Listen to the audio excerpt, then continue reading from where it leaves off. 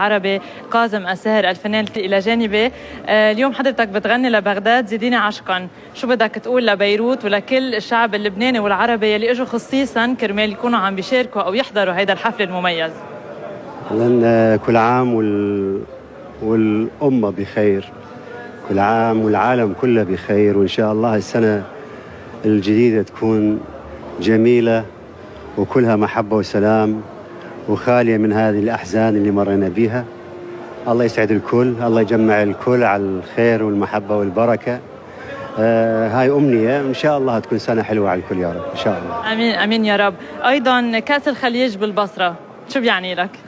يعني الكثير، إنه تجتمع الحبايب يجتمعون في مدينة الحب، بصرتنا الجميلة، بصرتنا الرائعة. أعتقد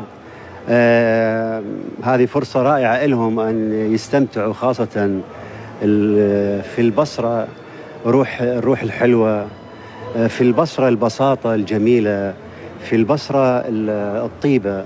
أعتقد راح يستمتعون أخوتنا العرب بشكل رائع، وإن شاء الله يكون كأس الخليج شيء اللي أكبر، أشياء أكبر أخرى إن شاء الله نجتمع كلنا في العراق، في بغداد، في كل مكان إن شاء الله.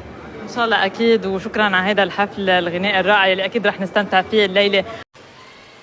كل عام وأنتم بألف صحة وسلام. الله يجمعكم دائما بهاللمة الحلوة هاي الجميلة، وين ما كنتوا الله يحرسكم ويحميكم ويحفظكم. حبكم.